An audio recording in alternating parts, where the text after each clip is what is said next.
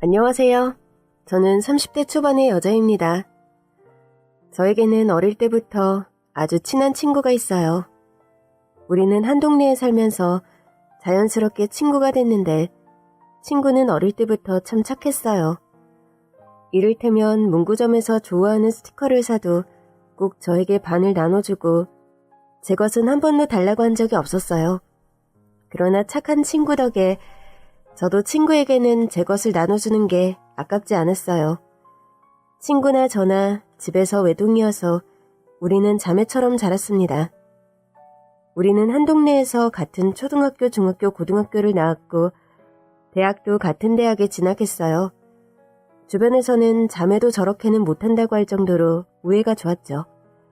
한 사람만 소개팅하거나 연애를 하면 한쪽이 심심해질 테니까 소개팅도 같이 했어요.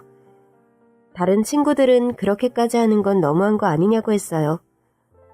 아니, 그러다 둘이 같은 남자라도 좋아하면 어쩌려고 그래? 그럴 일은 없을 것 같아. 그걸 어떻게 장담해? 너희 보면 옷도 비슷하게 입고 액세서리도 커플 액세서리하고 그러잖아. 입는 취향은 비슷한데 내적 취향이 많이 달라. 딱 보면 몰라? 나는 되게 거칠고 내 단짝은 되게 순하잖아. 그리고 2대2로 소개팅을 하던 날 놀랍게도 우리는 동시에 첫눈에 반하고 말았습니다. 안녕하세요. 저희는 형제예요. 정말요? 저희도 자매라고 불리는데. 진짜 자매는 아니신 거죠? 옷이나 헤어 액세서리도 비슷한 거라셔서. 아, 일부러 그런 건 아닌데 워낙 어릴 때부터 절친한 사이여서 좋아하는 게 좀 비슷해요. 특히 옷이나 액세서리 같은 건 같이 사러 다니거든요. 진짜 자매 같으시네요. 야, 너도 얘기 좀 해봐. 반갑습니다. 제가 말주변이 좀 없어서. 제 친구도 수줍음이 꽤 많은 애였는데 신기하게도 그 동생이라는 남자에게 계속 말을 걸더라고요. 그럼 평소에 스트레스는 어떻게 해소하세요? 저는 참는 편이에요. 어머, 저랑 비슷하시네요. 우리 꽤 닮았네요. 형이라는 사람이 동생에게도 말을 해보라고 하는데 수줍음이 많은 건지 말수가 적더라고요. 저는 대화가 통하는 형이 좋았고 친구는 수줍고 말수가 적은 동생에게 마음이 간다고 했어요. 그렇게 저는 형에게, 친구는 동생에게 첫눈에 반하면서 우리의 연애도 동시에 시작됐어요. 친구랑 같이 연애를 하니 여러모로 좋았습니다. 더더구나 남자친구가 형제 사이라 어쩌면 우리가 가족이 될 수도 있겠다 싶었어요. 우리는 진짜 운명적인 것 같아. 어떻게 형제에게 반할 수가 있어? 그러니까 우리는 평생 같이 갈 운명인가 봐. 생각만 해도 너무 좋다. 나도. 그렇게 우린 형제지간인 남자친구와 오랜 연애를 이어갔고 결국 결혼까지 하게 됐습니다. 저와 친구의 친정엄마도 둘이 평생 의지하며 살겠다며 좋아하셨어요. 그러나 결혼한 지 얼마 지나지 않아 문제가 발생했어요. 반찬을 좀 가져다 주려고 친구 집에 들렀는데 친구가 선글라스를 끼고 있더라고요. 너 왜 집에서 선글라스를 끼고 있어? 거기다 안마 커튼까지 쳐놓은 게 영 이상했습니다. 아, 피부 시술을 받았는데 햇빛을 받으면 안 좋다고 해서. 그런 말 없었잖아. 언제 받았어? 어? 오늘 갑자기 거울 보는데 피부가 좀 엉망인 것 같아서. 저는 친구네 집 냉장고에 반찬을 넣으며 말했습니다. 무슨 소리야. 너 어릴 때부터 피부 미인이었잖아. 피부가 배곡 같은 데다 햇빛 받아도 타지도 않고 신혼여행 다녀와서도 너무 뽀해서 시어머니한테 너만 그늘에 있다 왔냐는 소리도 들었잖아. 그때였습니다. 갑자기 친구를 구박하던 시어머니의 말이 떠올랐어요. 동선의 부부가 신혼여행에서 돌아온 날이었습니다. 까맣게 탄 시동생과 달리 피부가 하얀 동서를 보며 시어머니가 그랬습니다. 너 내내 방 안에만 있었니? 아니요. 저도 바다도 가고 다 같이 했어요. 어째 거짓말 같은데. 네 남편 혼자 놀게 한 거 아니야? 정말 아니에요. 제가 원래 피부가 잘 안 타서 그래요. 피부가 안 타는 게 아니라 병약한 거 아니고? 어째 애가 기운도 없고 비실비실해서 애나 낳을지 모르겠다. 시어머니는 막말을 서슴없이 하는 분이었어요. 제가 친구인 동서보다 먼저 결혼을 했는데 신혼여행에서 돌아온 저에게 그러셨죠. 이 남편은 수척한데 왜 이렇게 얼굴이 달덩이같이 화나니? 네? 그야 잘 먹고 잘 쉬었으니까요. 오랜만에 쉬는 거라 너무 좋았어요. 그럼 네 남편이 못 쉬었다는 거야 뭐야? 같이 잘 쉬었는데요? 대체 어딜 봐서 수척하다고 하시는 거예요? 어머, 이 말대꾸 하는 것 좀 봐. 어머니, 말대꾸가 아니라 어머니께서 말씀을 그렇게 하시니까 묻는 거잖아요. 같이 쉬었는데 저는 잘 쉬고 남편만 못 쉴 리가 있어요? 저는 처음부터 시어머니의 말도 안 되는 구박을 참지 않았어요. 남편도 저의 편이었습니다. 엄마, 우리 기분 좋게 신혼여행 다녀왔는데 왜 그러세요? 기분 좋게 같이 식사하고 마무리하시죠. 우리 남편은 겉으로 보기엔 좀 사무적인 면이 있었는데 알고 보면 강단있는 성격이었어요. 부모님과도 적절한 거리를 유지하는 편이었는데 저에게만은 그 거리가 없는 사람이었죠. 덕분에 저는 시어머니의 구박에 마음껏 대처하기가 더 편했어요. 그러나 시동생은 그런 순간에도 입을 꾹 다물더라고요. 결국 동서는 시어머니에게 무차별적인 폭언을 들었죠. 제가 말려 겨우 끝나긴 했지만 며느리인 제가 말리는 데는 한계가 있었습니다. 그러고 나서 며칠 안 돼 선글라스를 낀 동서를 본 거였어요. 냉장고에 반찬을 넣다가 그날이 떠올랐고 저는 냉큼 가서 동서의 얼굴에 있던 선글라스를 벗겼습니다. 그리고 눈 주변에 든 시퍼런 멍을 보고 말했죠. 이게 뭐야? 너 눈이 왜 이래? 그게 부딪혀서 그래. 부딪혀서. 말도 안 돼. 어떻게 부딪히면 눈 주변이 이렇게 멍이 드냔 말이야. 저는 냉큼 집안에 처있던 암막 커튼도 다 걷어버렸습니다. 그제야 보이더라고요. 친구의 목덜미며 팔이 빨갛게 쓸려있다는 걸요. 누구야? 누가 이랬어? 설마 서방님이야? 네 남편? 그제야 동서는 눈물을 흘리기 시작했습니다. 맞아. 내가 어머니한테 말대꾸했다고. 아니, 네가 무슨 말대꾸를 해. 그 정도가 말대꾸라고? 그리고 행여 말대꾸를 했어도 사람을 이 모양으로 만드는 게 말이 돼? 정말 기도 안 차더라고요. 저는 그 자리에서 시동생에게 전화를 걸었지만 받지 않더라고요. 동서는 저를 말렸습니다. 그러지 마. 나 무서워. 겨우 진정하고 나갔는데 갔다 와서 또 그러면 어떡해. 그걸 참으면 어떡해. 하여튼 넌 진짜. 너 오늘 아주버니랑 부부동반 모임 있다며. 얼른 가봐. 나 괜찮아. 만약에 또 이런 일 있으면 그땐 나한테 바로 연락해. 정말 해야 해.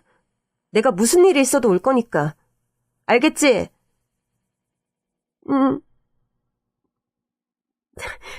난 너밖에 없다. 이런 나쁜 버릇은 초장에 안 잡으면 답 없어. 명심해. 알겠어. 동서의 힘없는 대답이 마음에 걸렸지만 당장 할 수 있는 거라곤 다친 부위에 사진을 찍어놓는 것뿐이었어요. 일단 저는 남편과 동창 모임에 다녀왔고 그 후 예의주시했지만 별다른 일은 없는 눈치더라고요. 그 사이 저는 임신을 해서 좀 정신이 없었어요. 갑자기 입덧도 시작해서 아무것도 먹질 못하고 있었죠. 그러자 동서가 연락이 왔더라고요. 너 좋아하는 것 좀 해서 갈게. 언제 시간 돼? 너야 언제든 와도 되지. 뭐 안 해와도 되니까 그냥 와. 네 얼굴이나 보게. 알겠어. 그럼 이번 주말에 먹을 것 좀 해서 갈게. 오랜만에 동서와 수다를 떨 생각에 그래도 기분이 좀 났더라고요. 그러나 그 주말 동서는 연락도 없이 나타나지 않았습니다. 불안해하고 있는데 남편이 그러는 겁니다. 지금 재수씨 어머니 집에 있다는데? 뭐? 아무래도 이상했어요. 저는 남편에게 시댁에 좀 가자고 했습니다. 갔더니 동서가 뜬금없이 김장을 하고 있는 겁니다. 아니 어머니, 웬 김장이에요? 갑자기 묵은 김치가 너무 먹기 싫지 뭐니.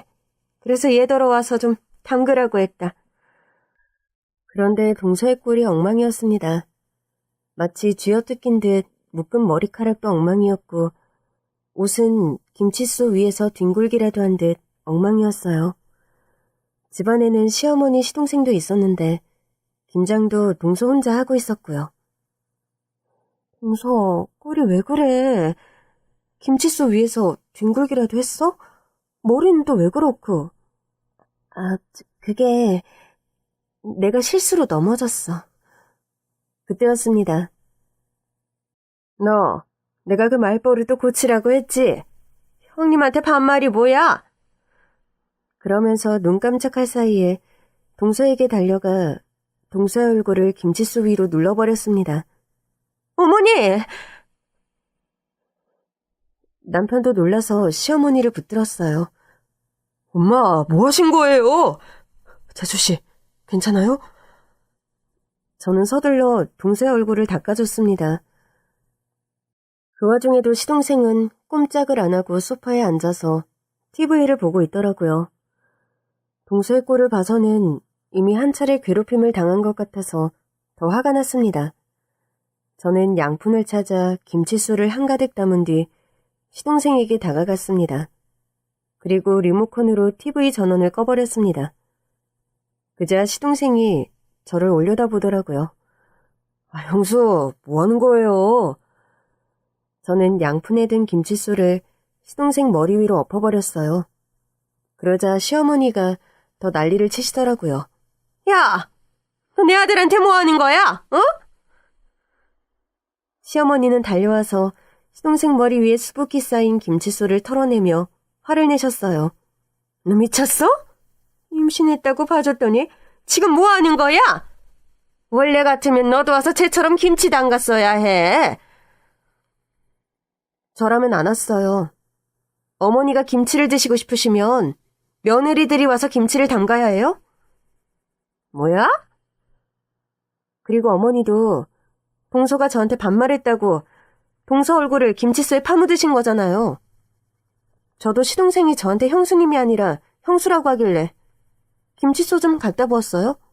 뭐가 잘못됐어요? 버릇 없잖아요, 형수한테. 그때 처음으로 시동생의 큰 목소리를 들었어요. 형수님!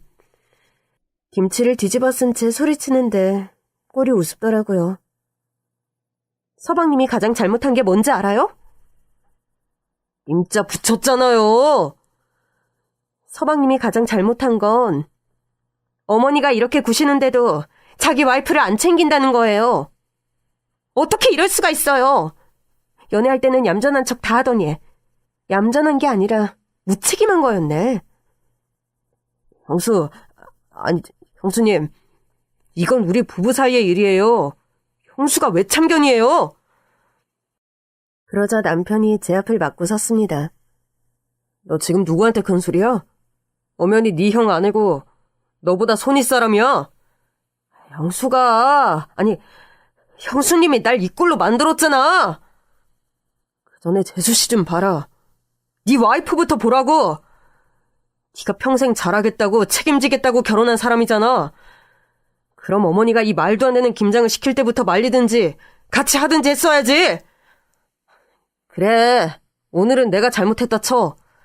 그렇다고 형수가 내 얼굴에 김치수 갖다 부은 건 잘한 거야? 그야 어머니가 먼저 재수 씨한테 이렇게 했으니까. 그래도 그렇지 이게 다 뭐냐고. 이씨. 저는 휴대폰을 꺼내 전에 찍어둔 동서의 상처 부위를 온 가족들에게 보여줬습니다. 이거 서방님이 동서한테 한 일이에요. 잘들 봐요. 사진을 보더니 시어머니도 당황한 듯 했습니다. 그러나 곧 자기 아들 편을 들더라고요. 우리 아들이 오직 화가 났으면 그랬겠니? 마누라가 멍청한 데다 말기도 어두우니 그랬겠지? 그래요? 그러면 사람 몸을 이 지경으로 만들어도 된다고요? 저도 답답하면 좀 쳐도 되나요? 누굴 쳐? 또 누굴 이 꼴로 만들려고? 누구겠어요? 뭐야? 너 우리 아들한테 손만 대봐? 정말이지 어이가 없었습니다. 어머니, 자기 자식 귀한 줄 알면 남의 자식도 귀한 줄 알아야죠. 남의 집 귀한 딸 데리고 와서 이게 뭐 하는 거예요? 동서가 제 팔을 잡더라고요. 그만해, 너 임신 중이잖아. 스트레스 받으면 안 돼, 응? 너, 나랑 같이 가. 나는 이 김치 마무리하고.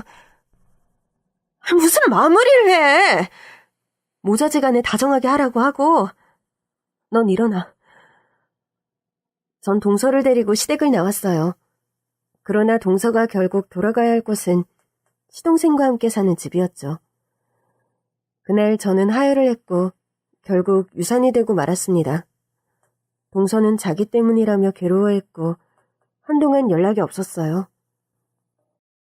저는 그러지 말라고 아기는 또 가지면 된다고 동서를 위로했지만 동서는 마음이 편하지 않은 눈치였습니다.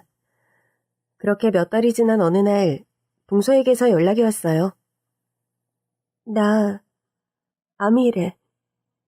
동서가 하도 미안해해서 저도 자주 연락을 못하고 있던 때였어요. 암이라는 말에 동서에게 달려갔습니다. 오랜만에 보니 많이 말랐더라고요. 세상에, 정말이야? 다른 병원 가서도 진단받아 보자. 이미 진행이 꽤 됐대. 진행 속도 너무 빠르대. 그래서 치료가 어렵다는 거야? 해볼 때까진 해보기로 했는데 병원에서 가기 싫어. 공기 좋은 데 가서 편히 있고 싶은데. 내가 치료받으면서 쉴 수 있는 곳으로 알아볼게. 치료가 될까? 마음 약한 소리 하지 마. 치료하고 이혼도 하고 행복하게 살아야지. 동서와 주치의를 만났는데 원인이 극심한 스트레스 같다고 하더라고요. 그날 저는 남편에게 말했어요. 여보, 미안한데 난 당신 어머니랑 동생 용서 못할 것 같아. 모든 얘기를 들은 남편도 고개를 끄덕였습니다. 당신이 그렇게 결정한다면 나도 따를 거야. 당신이 따로 만나는 건 뭐라고 안 해. 근데 난 못 보겠어. 나도 안 봐. 나도 당신이랑 같은 입장이야. 정말? 어릴 때부터 어머니는 좀 이기적이고 매정한 부분이 있던 분이었지만 동생도 그런 줄은 꿈에도 몰랐어. 저 녀석한테 저런 면이 있을 줄이야. 결국 우리 부부는 시댁과 연을 끊었습니다. 문제는 동서의 암이었죠. 남편도 저를 좋아서 동서가 편히 쉬면서 치료를 받을 수 있는 곳을 알아봐 주었어요. 동서를 입원시키던 날 의사가 그러더라고요. 최대한 아프지 않게 마무리하실 수 있도록 돕는 게 최선일 것 같습니다. 잘 좀 부탁드려요. 그래도 기적이라는 게 있잖아요.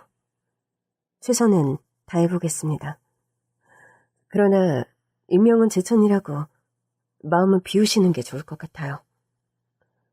저는 동서의 마지막을 지키기 위해 장기 휴가까지 사용했지만 동서는 오래 지나지 않아 세상을 떠났습니다. 그 사이 저는 이제라도 이혼을 하는 게 어떻겠냐고 물었지만 동서는 고개를 저었습니다. 이제 와서 뭐하러?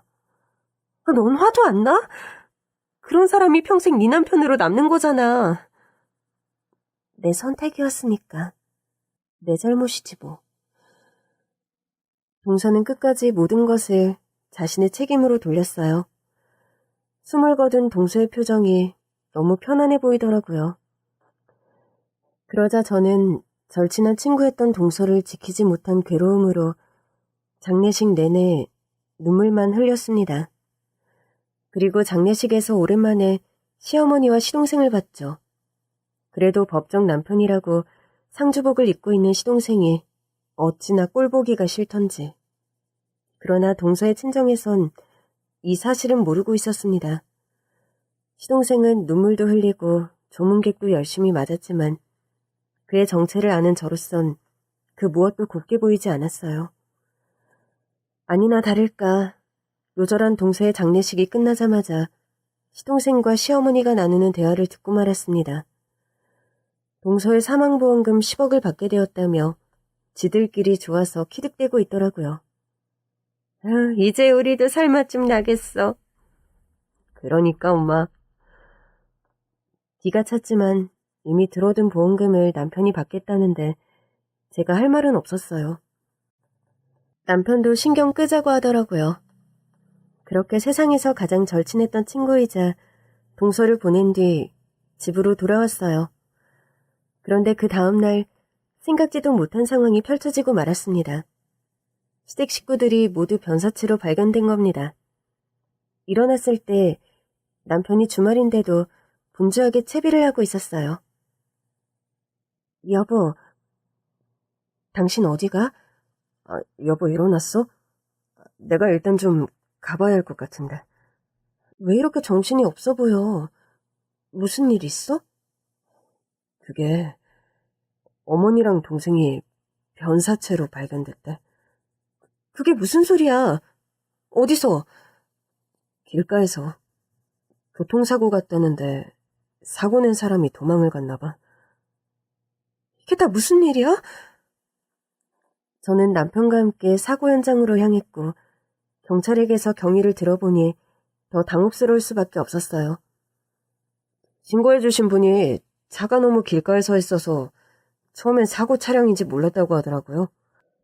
이 정도 사고 같으면 상대 차량도 많이 손상됐을 것 같은데. 지금 추적하는 중입니다. 곧 범인은 잡을 수 있을 거예요. 시어머니와 시동생은 구급차로 옮겨지는 중이었어요. 보고도 믿을 수 없는 풍경에 저도 남편도 할 말을 잃고 말았습니다. 아무래도 여행을 가는 길이었던 것 같아요. 트렁크에 짐가방도 있는 걸 보면. 여행을 가는 길이었다고요? 남편은 어이없어 했습니다. 예. 왜 그러시는지. 아닙니다. 우리는 차를 타고 구급차를 따라 병원으로 갔습니다. 가는 길에 남편이 말하더라고요. 어이가 없네. 재수씨 보낸 지 얼마나 됐다고 여행을 가? 그러게. 나도 이 정도일 줄은 몰랐네. 동서가 암 진단을 받은 즈음 시동생에게 전화를 건 적이 있었어요.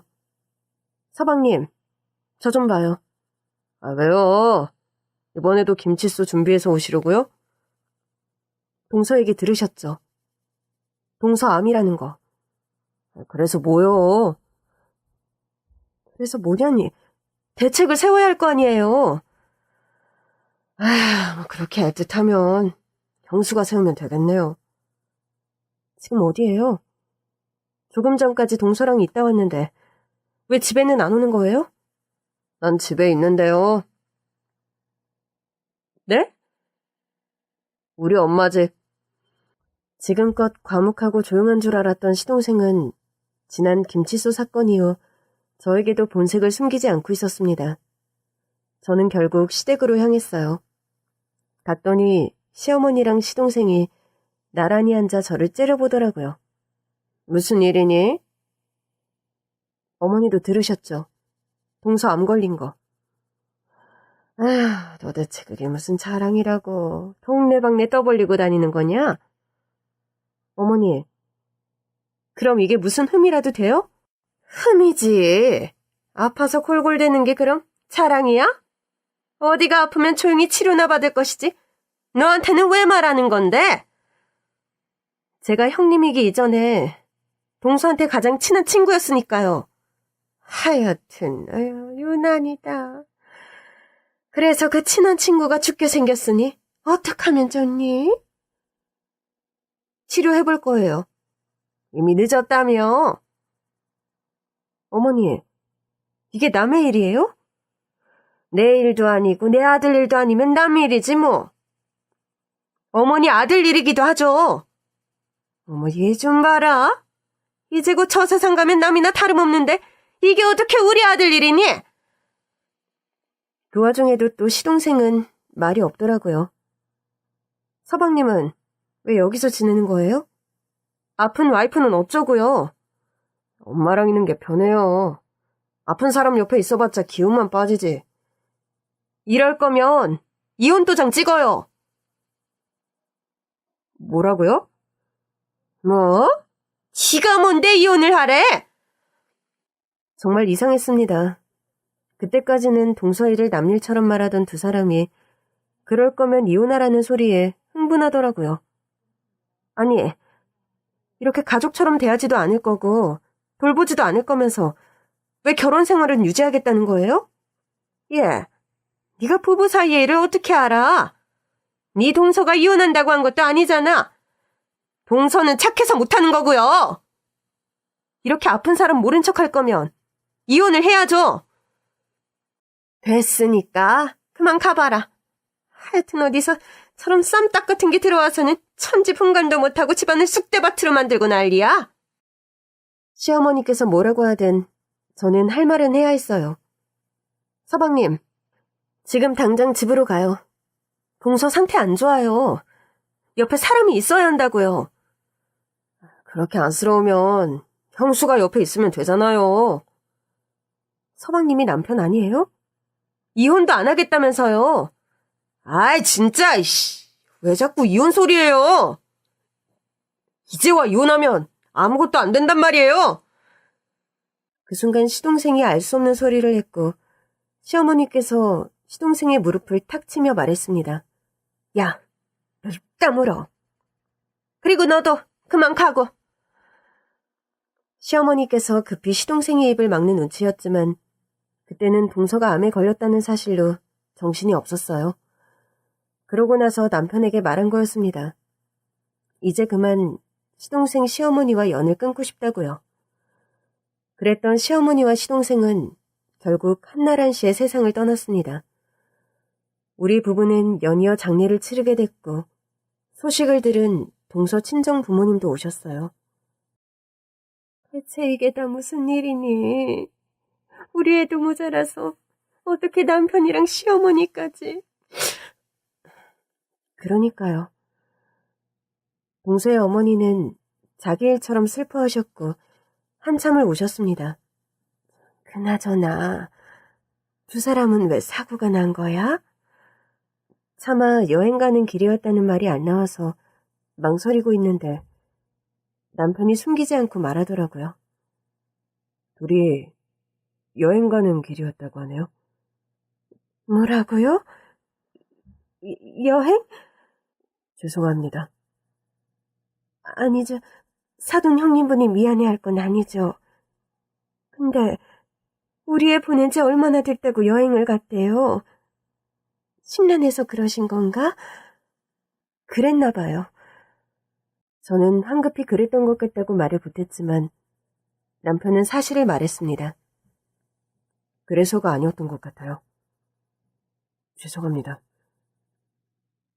아까부터 뭐가 그렇게 죄송해요. 내가 모르는 게 있어요?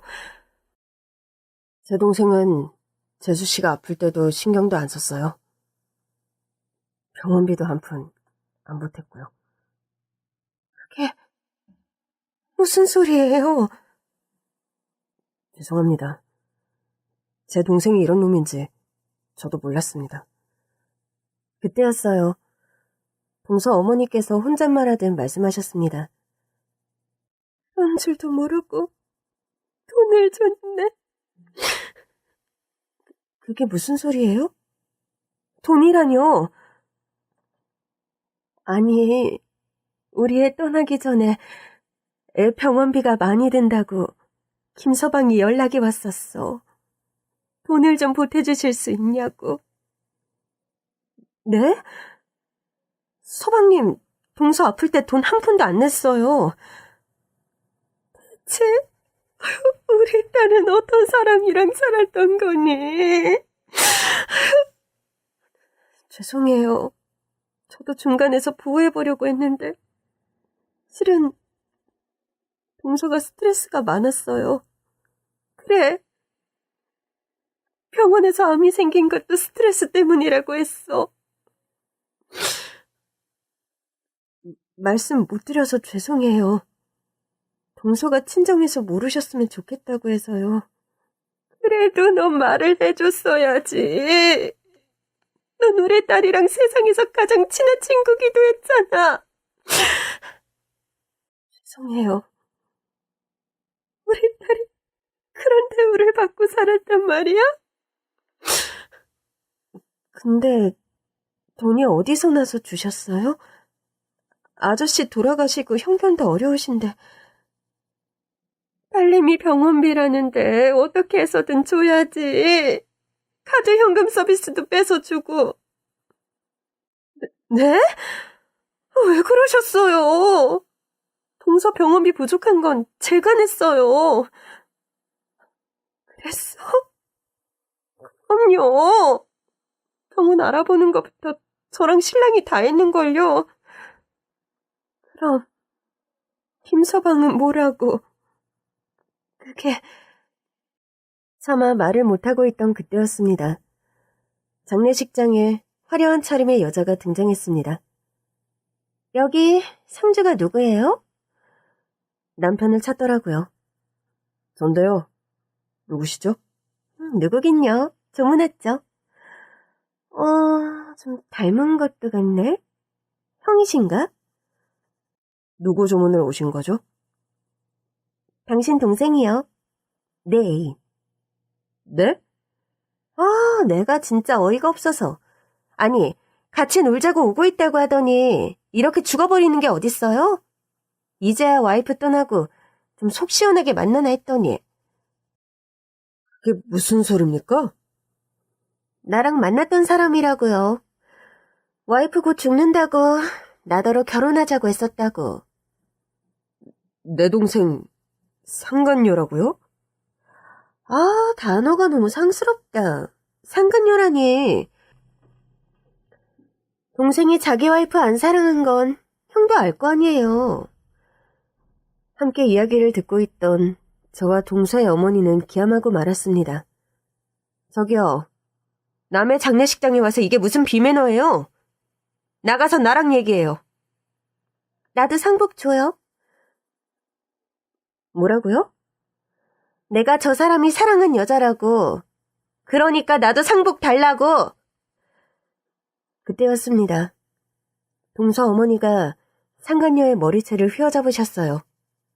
너 지금 뭐라고 했어? 네가 뭔데 김서방 아내래? 아줌마는 뭔데 이래요? 놔요! 놓으라고! 놓긴 뭘 놔. 아주 호되게 당해봐야지. 이것들이 내 딸을 우습게 여겨도 유분수지. 어디 남의 남편 장례식에 나타나서 와이프인 척을 해? 내가 이래서 당장 이혼하라고 한 건데 그놈의 보험금이 뭐라고. 그때였습니다.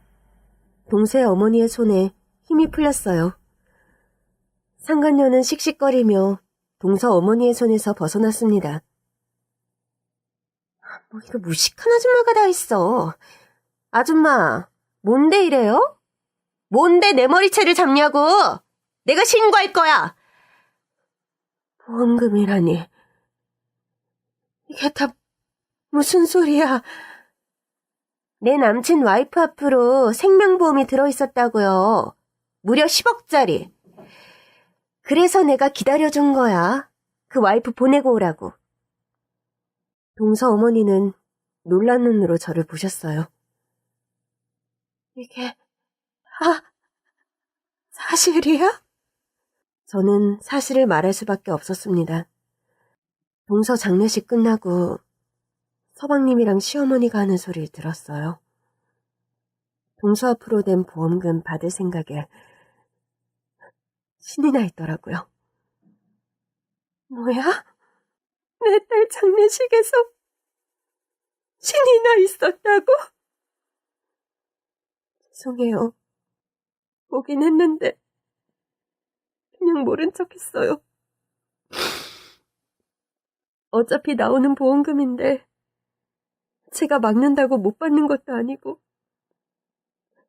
사실 동서 아픈으로는 시댁 식구들이랑 거의 남남처럼 지냈거든요. 제가 동서한테 이혼하라고도 말을 했었는데 끝까지 안 듣더라고요. 그래서 그 준현놈이 우리 딸 사망보험금을 받았다는 거야? 그때 상간녀가 끼어들더라고요. 잠깐, 그러고 보니까 그 보험금 받은 건 누구 몫이 되는 거예요? 그걸 그쪽이 왜 궁금해요? 내 말을 뭐로 들은 거예요? 내가 사실상 그 사람의 와이프라니까? 맞다. 형한테 가겠네? 형이 상속자가 되는 거 맞죠? 아직 시어머니와 시동생의 장례도 끝나지 않은 상황이었습니다. 저는 상간녀를 끌고 밖으로 나왔어요. 저기요. 그쪽이 아무리 와이프라고 우겨도 법적인 와이프는 내 친구였어요. 그러니까 그만 소란 피우고 돌아가요. 내가 왜요? 난 끝까지 여기 지키고 있다가 돈 받을 거예요. 뭐라고요? 분명 나한테 오는 중이라고 했단 말이에요. 와서 나한테도 1억 떼준다고 했다고. 그쪽한테 왜 1억을 떼주는데요? 내가 기다려줬으니까? 매번 와이프 곧 간다고 해서 속아준 게 몇 달인데 나도 수고비는 받아야 할 거 아니에요? 수고비? 가정 있는 남자랑 바람난 주제 수고비? 바람이라니 그 사람이 사랑한 건 나라니까? 우리 동서 어머니한테 또 머리 뜯기고 싶은 거 아니면 당장 돌아가요. 그럼 나 돈 줄 거예요? 누가요? 내가? 그쪽 남편이 상속받을 거 아니에요. 사실은 속으로 엄청 좋죠. 10억이 공짜로 생겼으니까? 어차피 공짜인데 나 좀 떼줘요. 진짜 웃긴 사람이네. 그럼 나도 그 사람이 몰래 준 시골 땅 줄게요. 네? 형 몰래 어머니한테 상속받은 어머니 고향 땅이 있다면서 나한테 약속의 증표로 그 땅을 줬거든요. 어머니 고향 땅을요?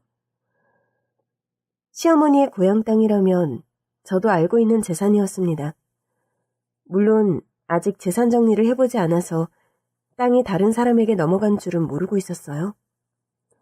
장례가 끝난 뒤 저는 남편과 함께 조회를 해보았고 정말로 시어머니의 고향 땅이 시동생에게 증여가 된 기록을 확인할 수 있었어요.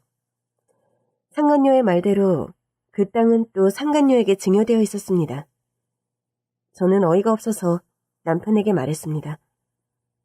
이걸 어머니도 아셨을까? 몰랐겠지. 아주 서로가 서로를 속이고 있었네. 그래도 어머니도 상간녀에 대해 알고 계셨던 거 아니야? 같이 놀러 가려고 한 거 보면? 그랬던 것 같아. 이래서 우리 동서를 그렇게 벌레 보듯 피했구나. 동서 떠나고 나면 재혼할 생각으로. 미안해. 당신한테 너무 창피하다. 자기가 미안할 게 뭐 있어. 두 사람이 벌인 일인데. 생각할수록 열이 받더라고요. 사실 나 시어머니랑 시동생도 안타깝게 세상을 떠난 거니까 그냥 다 잊고 살려고 했거든. 그리고 어머니 재산에도 관심 없었고. 근데 이건 좀 아닌 것 같아. 뭐가? 어머니 땅이 상간녀한테 간 거? 우리 그 땅 찾자. 어떻게? 며칠 뒤 저는 상간녀와 시어머니의 재산이었던 고향 땅을 확인하러 갔습니다. 땅을 보던 상간녀가 그러더라고요. 솔직히 너무 총구석이라 난 관심도 없는 땅이에요. 그래서 돈이랑 바꾸자는 거예요? 네, 난 돈이 더 좋으니까. 내가 땅값을 알아봤더니 1억 원의 가치가 안 되던데. 내가 손해볼 수는 없잖아요. 그래요? 그럼 땅을 다 가져가고 남는 건 돈으로 줘요. 정말 그래도 괜찮겠어요? 혹시 모르잖아요. 이 땅이 나중에 값어치가 뛸지. 어느 세월에요. 좋아요. 시세대로만 판다면 땅은 제가 살게요. 정말요? 저는 헐값이라고 해도 무방할 금액으로 시어머니의 고향 땅을 샀습니다. 땅을 사고 나니 상간녀에게서 하루가 멀다 하고 연락이 왔어요. 남은 돈은 언제 줄 건데요? 1억 중에서 땅으로 가져간 것 빼고 주기로 했잖아요. 하도 닥달하기에 답을 보냈습니다. 내가 언제 그런 약속을 했어요? 네? 지금 입 씻는 거예요? 땅도 가져가 놓고? 아니, 땅은 시세대로 사줬고 1억이라니 대체 무슨 소리죠? 이봐요. 사람 간의 약속이라는 게 있는데 이러는 법이 어딨어요? 아니, 난 그런 약속을 한 적도 없고 그렇다고 땅을 싸게 준 것도 아니잖아요. 제값 치러서 줬잖아요. 그건 그렇지만 분명 나한테 동서 사망보험금 10억 중에서 1억은 준다고 했잖아요. 대체 무슨 소리를 하는지 모르겠네. 아니, 내 시동생한테 받은 시골 땅은 쓸데도 없다고 사달라고 한 게 누군데요. 그래서 사줬잖아요. 그리고 사람 간의 약속? 그런 걸 잘 아는 사람이 아내와 평생 약속으로 결혼한 사람이랑 바람을 피워요? 그 얘기가 여기서 왜 나와요? 그리고 증거 있어요? 내가 그 사람이랑 바람 피웠다는 증거? 증거는 없죠. 근데 본인 입으로 그렇게 말했잖아요. 그러니까요. 내 입으로 한 말 빼고 증거 있냐고. 아쉽게도 없네요. 그러니까 얼른 약속 지키라고요. 1억 중에서 땅값 빼고 남은 거 달라고요. 그쪽 입으로 말했잖아요. 증거 있어요? 뭐라고요? 아니, 그렇게 말했다는 증거라도 있냐고요? 상간녀는 말문이 턱 막힌 건지 더 반박하지 못했고 저는 전화를 끊어버렸습니다. 속이 다 시원하더라고요. 저와 남편은 시어머니와 시동생 앞으로 남은 유산을 처분하기 시작했어요. 시동생 앞으로 돼 있던 아파트와 시어머니의 아파트, 그리고 동서의 보험금으로 들어온 10억이 유산으로 남아 있었습니다. 그런데 그때 남편이 그러더라고요. 재수 씨 앞으로 나온 보험금 말이야. 그거 사돈 어르신 드리면 어때? 정말? 그래도 되겠어? 당신 앞으로 남은 유산이잖아. 이건 내 유산이라고 할 수도 없지. 그리고 내 유산이라고 해도 당신 거기도 하니까. 당신이 허락해주면 그러고 싶은데. 동서 어머니께서 형편이 안 좋긴 해. 동서 아버님이 좀 일찍 돌아가셨거든. 알지. 그래서 우리 어머니가 재수 씨를 그렇게 반대한 거 아니야. 집이 가난하다고. 그랬지. 나는 좋아. 어차피 동서 앞으로 나온 건데 우리 몫이라고 할 수도 없고. 고마워. 당신이라면 그렇게 생각해 줄 거라고 믿었어. 내가 더 고맙지. 어떻게 그런 생각을 다 했어? 난 막연하게만 생각하고 있었네. 아직 내 절친을 잃은 슬픔이 잘 안 가셔서. 그럼 이번 주말에 사돈 어르신 좀 찾아뵐까? 좋지? 그 주 주말 우리는 동서 어머니를 뵈러 갔습니다. 어서 와요. 좀 어떠세요? 아직 많이 힘드시죠? 그렇지 뭐. 어머니만큼은 아니겠지만 저도 많이 힘들어요. 저한텐 세상에 하나뿐인 절친이었잖아요. 니들 단짝인 건 세상이 다 알았지. 둘이 얼마나 좋으면 시집까지 같은 집에 간다고 주변 사람들이 다 신기해했잖아. 그런데 그게 이런 사달을 낼 줄 누가 알았겠니? 죄송해요. 제가 진즉에 시동생이 그런 사람인 줄 알았어야 했는데. 듣자 하니 사부인도 보통이 아니었던 것 같던데. 맞아요. 죄송해요. 그건 저도 이미 알고 있었는데 동서가 그건 괜찮다고 하더라고요. 신랑이랑 행복하면 된다고. 대체 어떻게 했길래? 그냥 막마른 기분이셨고 갑자기 묵은 김치가 싫다면서 불러서는 김치도 담그게 하시고 그랬죠. 차마 김칫소에 동서 얼굴을 파묻었다는 소리는 못하겠더라고요. 우리 시절에야 아들 가진 시어머니 유세가 대단했다지만 요즘도 그런 시어머니가 있다니 놀랐구나. 지내시는 건 좀 어떠세요? 이제 곧 전세를 빼야 해서 걱정이긴 해. 나 혼자 사니까 단칸방 월세로 들어갈까 하고 있어.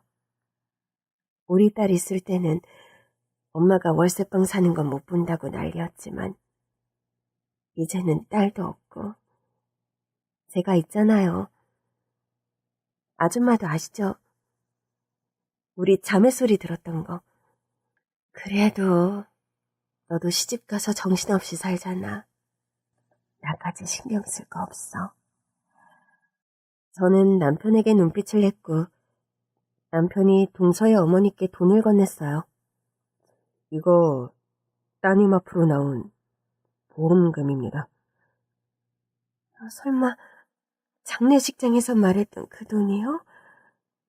김서방이랑 사부인이 우리 딸 앞으로 보험금 나온다고 좋아했다던 그 돈? 맞아요. 10억이에요. 네, 이걸 왜 날 줘? 사돈 형님 앞으로 온 상속재산일 텐데. 남편이 드리고 싶대요. 말도 안 돼. 지금 나더러 내 딸 목숨값을 받으라는 거야? 재수 씨가 안보험이랑 생명보험을 들어놨었는데요. 안보험금은 치료비로 다 썼고 생명보험금은 동생이랑 어머니가 떠나면서 제 앞으로 왔어요. 하지만 저는 이 돈을 받을 이유도 자격도 없어요. 더더구나 동생이랑 어머니가 재수 씨 몰래 들어둔 것 같은데 제가 받으면 안 되죠. 아무리 연을 끊고 살았어도 가족이었으니까요. 그래도 상속재산인데 혹시 내가 월세방으로 이사한다고 해서 그래요? 알았어요. 내가 어떻게 해서든 번듯한 집에서 살 테니까. 동서 병원비로 서방님한테 속아서 준 돈은 갚으셨어요? 이제 갚아야지. 전세금 받으면 갚으려고 했어. 그럼 집 구하는 비용이 부족할 거 아니에요. 받으세요. 내가 이 돈을 어떻게 써? 이 돈은 동서가 어머니한테 남긴 게 아니라 동서 목숨으로 돈을 벌려고 한 시어머니랑 시동생이 남긴 거예요. 그렇게 생각하면 화나잖아요. 그러니 다른 사람 주지 말고 써주세요. 그러면 동서도 하늘에서 좀 덜 화가 나지 않겠어요? 우리 애는 정말 몰랐던 거겠지? 알았다면 저한테 말했을 거예요. 전혀 몰랐던 것 같아요. 정말 나쁜 사람들이구나. 그럼 우리 애가 죽기를 바랐을 거 아니야.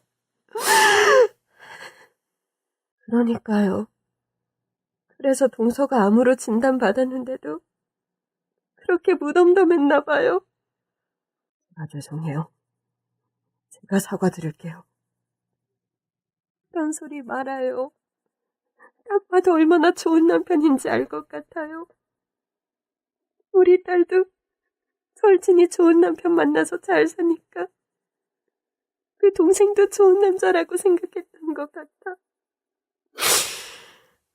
그래도 너라도 좋은 신랑 만나서 사는 거 보니까 내 마음이 다 편하다. 감사해요. 그렇게 말씀해 주셔서. 우리는 동서 어머니께 10억을 건네드렸고 몇 달 뒤 동서 어머니는 작은 아파트로 이사를 하셨어요. 두루마리 휴지랑 이것저것 사서 갔더니 어쩐 일인지 얼굴이 한결 밝으시더라고요. 내가 딸 보험금으로 집을 사려니까 심란해서 매일 밤 울었거든. 그랬더니 우리 딸이 꿈에 나타난 거야. 어머, 정말요? 나쁜 기집애. 제 꿈에 나타나지도 않아요. 너무 보고 싶은데. 용서해줘. 나한테 오려고 그랬나 봐. 꿈에서 뭐래요? 나더러 그만 울래. 그 돈 엄마가 쓰게 돼서 너무 좋다고. 그거 봐요. 제가 그랬잖아요. 아줌마가 쓰시면 더 좋아할 거라고. 그러니까 말이다. 니들이 단짝이 맞긴 했나 봐. 조만간 네 꿈에도 나타나지 않을까? 그래주면 좋죠. 얼마나 보고 싶은데요. 걔가 하늘에서 우리 지내는 걸 다 보고 있는 것 같아. 너한테도 분명 좋은 일만 있을 거야. 그리고 얼마 후 저는 임신에 성공했어요. 유산 후 여러 가지 일이 있어서 그런지 임신이 영 안 되더니 갑자기 임신이 된 거예요. 남편도 기뻐했고 친정 식구들도 모두 기뻐했어요. 물론 동서 어머니도요. 그 와중에 한 가지 경사가 또 겹쳤습니다. 제가 상간녀에게서 산 땅이 수용되면서 토지 보상금을 받게 된 겁니다. 믿을 수 없어서 남편에게 전화를 걸었더니 남편이 그제야 생각났다는 듯 그러더라고요. 맞다. 전에도 한번 수용될 수도 있다고 한 적이 있었어. 그때 무산된 후로는 말이 없길래 잊고 있었는데. 결국 됐나 보네? 이게 다 무슨 일이야. 평수가 넓지는 않아서 로또 맞은 정도의 돈은 아니었지만 그래도 꽤 되는 목돈이었습니다. 단짝을 잃고 슬플 틈도 없이 기쁜 소식이 계속 날아오자 마음이 안 편하더라고요. 그래서 남편에게 말했어요. 내 친구가 살아있었으면 얼마나 좋았을까? 시간을 되돌린다면 언제로 돌아가고 싶어? 같이 소개팅하던 날. 그럼 나랑도 못 만나잖아. 우린 따로 만나고 그 둘은 못 만나게 하자. 그럴까? 진짜 말 그대로 돌아갈 수 있으면 얼마나 좋을까? 오래오래 같이 살아가는 게 꿈이었는데. 난 요즘 그런 생각이 들어. 우리한테 계속 경사가 생기는 거 저 하늘에 있는 재수씨 도움이 아닐까 하고. 아직 하늘나라 신입생일 텐데 그런 영향력이 있으려나? 또 모르지? 하늘나라는 착한 순으로 권력을 갖게 되는 걸지? 어머, 그러면 우리 동서가 최고가 될 수 있지. 누가 뭐래도 착하니까. 그러니까 그래서 우리한테 애기도 보내주고 돈도 보내주고 그러는 거 아닐까? 그날 밤 거짓말처럼 동서가 꿈에 나타났어요. 잘 지내고 있어? 거긴 어때? 괜찮아? 동서는 제 질문에도 그저 웃기만 했어요. 그러더니 입은 가만히 있는데 동서의 목소리가 들리더라고요. 고마웠어. 네가 있어서 난 늘 따뜻했어. 동서가 사라질 것만 같아서 저는 계속해서 팔을 뻗었지만 동서는 손에 잡히지 않았어요. 하지마. 조금만 더 나랑 있다가, 응? 다 잘 될 거야. 내가 지켜줄게. 그러니까 행복하게 오래오래 살다가 와. 알겠지? 동서는 그 말을 남긴 뒤 사라졌어요. 꿈에서 깬 뒤 한참을 울었습니다. 제가 울고 있으니까 남편도 놀라서 일어나더라고요. 왜 그래? 악몽 꿨어? 당신 말이 맞나 봐. 동서가 우릴 지켜주고 있나 봐. 꿈에 재수 씨라도 본 거야? 응. 애가 얼굴이 너무 편안해 보여. 그럼 잘 된 거지. 응. 정말 다행이야. 근데 왜 울어? 그래도 슬퍼서 아무리 손을 뻗어도 만져지질 않아. 그렇게 펑펑 울고 일어난 아침, 처음으로 기분이 좀 상쾌했어요. 10달 뒤 저는 건강한 가운데 순산했고 첫째의 축하라도 알리듯 토지 보상금도 들어왔습니다. 그리고 첫째 돌잔치에는 동서 어머니도 오셨어요. 쓸쓸해하시면 어쩌나 걱정했는데 친정엄마랑 동서 어머니도 워낙에 친한 사이라 엄마가 잘 챙겨주시더라고요. 돌잔치가 끝난 뒤 동서 어머니와 인사를 나눴습니다. 와주셔서 감사해요. 그렇게 말하면 섭섭하다. 너도 내 딸이라며. 당연히 와야지. 저 받아주시는 거예요? 받아주고 말고가 어딨어. 니들이 언제는 어른들 허락받고 단짝했어? 그렇긴 하죠. 감사합니다. 그래도 좀 편안해 보이세요. 우리 딸이 자꾸 꿈에 나타나서 잘 지내라고 해. 밥 잘 챙겨 먹고 운동도 열심히 하라고. 아유, 내 단짝이 딱 맞는 말만 하네. 제 꿈에도 왔었어요. 정말? 네. 그래도 편안해 보이더라고요. 맞아. 내가 봐도 그랬어. 그래서 그나마 마음이 놓이더라고. 그럼요. 아마 좋은 곳에 있을 거예요. 그 나쁜 인간들은 다른 데 있겠지? 그러니까 제 단짝 얼굴이 편안한 거 아닐까요? 어머, 그러네. 만약 제 단짝이 곁에 있었다면 제 일상은 훨씬 더 풍요로웠겠죠. 늘 아쉬운 마음이 절반은 되지만 제 친구로 인해 연결된 사람들을 돌보며 살아가는 게 제 인생의 남은 몫이 아닌가 싶어요. 제 단짝이 요절할 줄 누가 알았겠어요. 인생이 참 뜻대로 되지 않는다는 걸 배웠어요. 그래서 아쉬운 마음도 여전히 있지만 내 가족과 제 단짝이 맺어준 인연들도 잘 돌보며 살려고요. 함께 할 수 있을 때 더 많이 행복해야 한다는 걸 제 친구를 통해 배웠거든요. 요즘도 저는 친정엄마와 동서 어머니를 자주 봬요. 두 분 모시고 같이 온천도 가고 맛있는 것도 먹으러 갑니다. 그때마다 육아는 남편이 독박으로 하는데 실은 육아도 좀 쉴 겸 엄마들이랑 도망가는 거예요. 그때마다 군소리 없이 제 도망을 받아주는 남편에게 고마운 마음을 전하며 이번 주말에도 엄마들과 맛있는 거 먹으러 가려고요.